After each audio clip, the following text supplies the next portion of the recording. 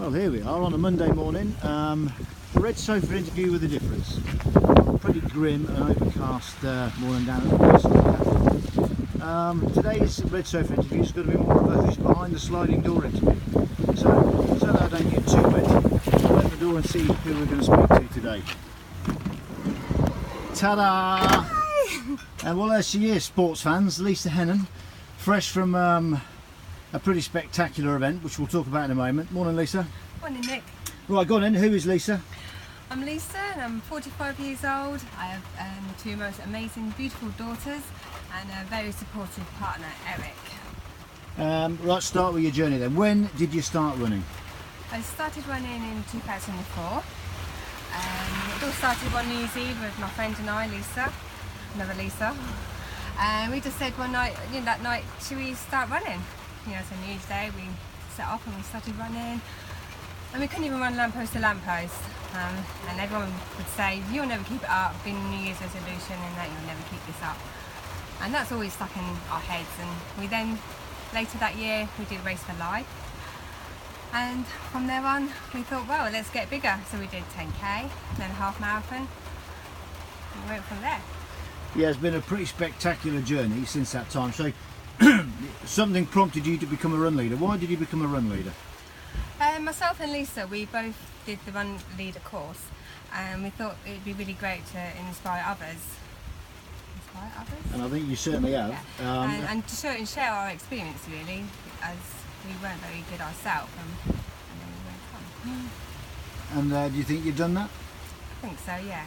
Yeah. So how many people? Because you've got your own sort of Run England group, haven't you? Yes. How many members do you have?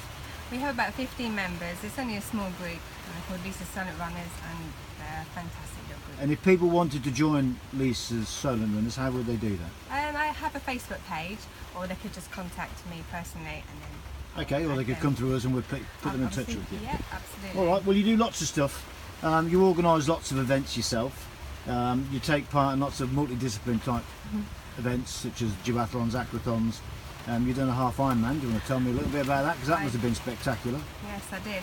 That was a real challenge. I never swam before. I was always scared of the water. And I remember one time with the family, we went to Devon, and my partner and the two girls were in the water, and they're saying, "Come on, Mum, come in the water." And I was too scared to go in the water. So from there on, I thought, you know what, I really ought to swim. And so I carried on, and then I thought I'd push for half Ironman.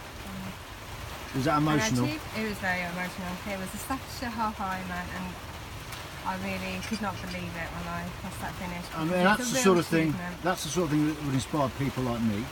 I'm a really poor swimmer, and although I've done a couple of small triathlons, that's the sort of thing that would prompt me to have a go. So, thank you for that. Well, on to the big one then. You've just done it.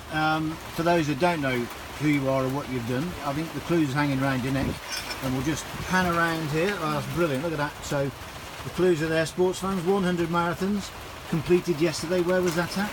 That was at Balmead Country Park in Kent. Okay, now I'm guessing to join the 100 marathons, well, that really had to have been a pretty special day, was it? Very special day. It's always been my goal, and like I say, I've always had in my head that people used to say to me when I first did my first marathon or first run, they say, "You'll never keep it up," and then words stay in your head all the time, and yeah, you do keep it up. I've got to say, Lisa, I think from what you've said so far, that's the story really that comes out of all of this. The fact that you started with the other Lisa, and people told you couldn't, and now here we are just a short time later with a half Ironman under your belt, 100 marathons, and goodness knows what else. So what's next for you, mate? The next challenge this year is the Grand Slam Centurion running. I'm doing the 450s, and then next year hopefully the River Dart, which is a swim. Crikey. Which is not amazing. So I'd like to say though that for the running, I mean, I was never really a confident person, or and this running has just given me so much confidence and made my life so much better. Yeah, it's just and that's absolutely amazing. A lot of people say the same thing. I think Yeah. you're absolutely bang on. Okay, then curveball question: popcorn, salted or sugary? Sugary. There you go. I told you it wasn't going to be difficult. Right, now just moving over here. On behalf of Absolute Running and everyone who knows you, really, that's a little gift from us for you and Eric to share when you get a quiet moment. And if I just move under here, these are more for you. I don't think you'll want to share them with Eric, but anyway. Definitely. So on behalf of everyone, Thank it's a you. fantastic achievement. You will undoubtedly have inspired a lot of people during the course of your journey and since. So well done, have a great day. Thanks, Nick.